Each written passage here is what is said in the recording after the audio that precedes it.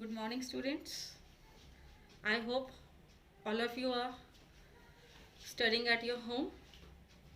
So today we are going to have a quick revision of our first chapter, periodic table, its properties and variations. So before beginning the chapter, just have some introduction of the chapter. Now children, you must be knowing elements are pure substance that are made up of only one type of the atoms, and it is very difficult to remember the properties of all the known elements. You must be knowing presently 118 elements are known, and it's very difficult to remember the chemical and the physical properties of each and every element. So scientists try to discover some system of classification in which they can study an element in an organized way.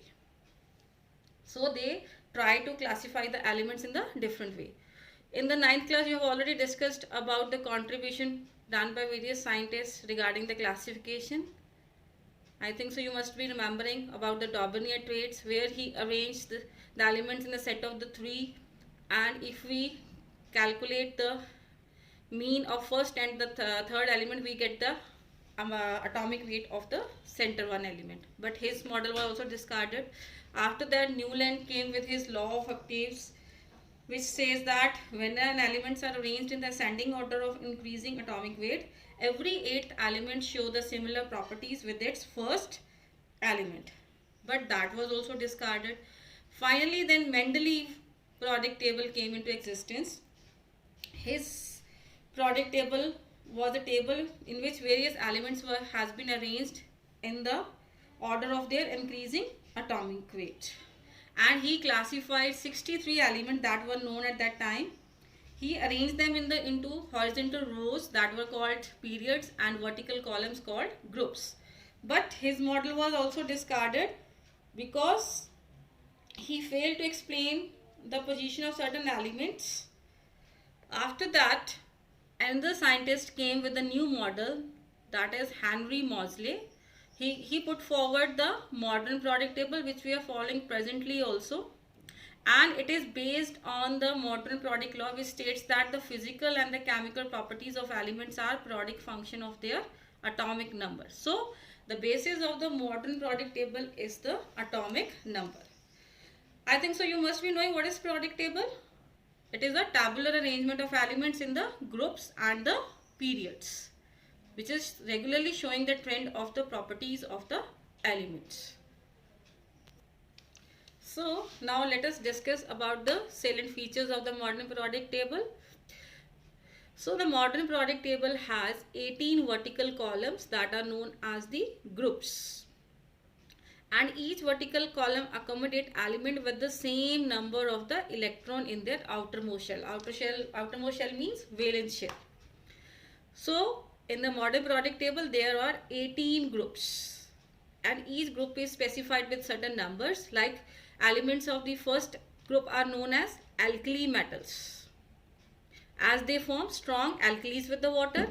Group 2 elements are known as alkaline earth metals, as they form weaker alkalis as compared to group 1 elements, and most of their elements are known as the transition elements. So the group 3rd to 12 group, these are known as transition elements, and most of the elements in this group are metals, and they have their two outermost shells incomplete. Group 13, that is known as boron family, because boron is the first member of the group. Group 14 is carbon family. Group 15 nitrogen family. Group 16 oxygen family. Group 17 halogen family, and group 18 is of the, that is called as zero group, the group of noble gases or inert gases. And then we discuss about the periods. There are 7 horizontal rows in the modern periodic table that are known as periods. And children, the number of the shells present in an atom, that determines the period. For example, if any element is having the 2 shells like K and L, so it means that element will fall in the second period. So from number of the shells we can find out the location of that particular element. Okay.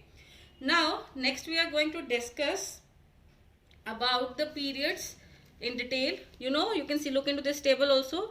First period is called as the shortest period, and it have only two elements. Second period is known as the short period, that is having 8 electrons. Third period is also called as the short period, as it also have the 8 electron. Fourth period is called as, fourth and fifth are called as the long periods, both are having the 18 electrons. And sixth period is called as the longest period, that is having 32. And the seventh period, here it is termed longest period, but it is also an incomplete period in the modern periodic table. Now next we have to discuss about why the elements repeat their properties. What is the reason? Now this repetition of the properties at the regular interval of the time, that is known as periodicity. And what is the cause of this periodicity? The cause of the property is the reoccurrence of similar electronic configuration, that is having the same number of the electrons in the outermost orbit. So that's why they show the similar property. So this is the reason. Now next we are going to discuss about the criteria of the shell, that is the in the group and in the period. So children, on moving from left to right in a period, the number of the shells remain same. So which is equal to, that is, we can see here also in the group, the number of the shells increases successively one by one down the group. So the number of the, such that the number of the shells of an element has equal the number of the period to which the element belongs. So in the simple language we can say, on moving from left to right in a period, the number of the shells remain same, which is equal to the number of the period. So we can tell that the period of the element from its number of the shell. But on moving down a group, the number of the shell increases by 1 at each step and becomes equal to the number of the period to which the element belongs. Now next property is valency. You can look here also, valency. You must be knowing what is valency. It is the combining capacity of an element, or combining capacity of an atom of an element, and it is equal to the number of the electron that an element can donate or accept or share. So now on moving down a group, because the number of the valence electron remains same, so in the group, valency of the group always remain the same. But in a period, the number of the electron in the valence electron, first they increases from 1 to 4, and then they started decreasing from again 4 to 1. So there is variation in the valency of the periods. Now next we are going to discuss about the periodic properties and their variation in the periods and the groups. So the first property which we are going to discuss is atomic size or atomic radius. So what is atomic size or radius? You can see here definitions given in your book. It is the distance between the center of the nucleus and the outermost shell of an atom. So what is the distance from the center of the nucleus to the outermost shell? That is called as the atomic radius, or we can also call it as atomic size. And we are measuring it in a unit known as angstrom. So the atomic size of the element decreases in the period as we move from left to right, but it increases from top to bottom in a group. So you must be remembering their variation. Mostly questions are being asked from here only. What is the trend in the periods and the group? Now second property which we are going to discuss, that is the metallic character. So metallic character, it is the property of an atom to lose one or more electron on heating. So student, remember this metallic character is only shown by the metals, and we can also term it as electropositivity. So metallic character always decreases on moving left to right across a period, and it increases from top to bottom on moving down a group. Next property comes non-metallic character. Now what is non-metallic character? It is a property of an atom to gain one or more electrons in order to attain an octet of electron in its outermost shell. So students, the non-metallic character is a property which is gained by attained by gaining one or more electrons so that they can complete their octet. And the non-metallic character always increases in the period on moving from left to right, and it decreases in a group on moving from top to bottom. Now next property which we are going to discuss is ionization potential or ionization energy. Now it is the amount of energy which is required to remove a loosely bound electron from the outermost shell. So as we need energy, electrons are tightly bound with a strong nuclear force. So we need energy to remove that electron. So that energy is called as ionization energy.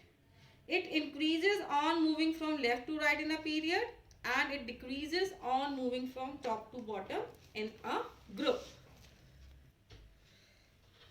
So the next property is electron affinity. Now what is electron affinity? It is the amount of energy released when an electron is added to the outermost shell of an isolated gaseous neutral atom.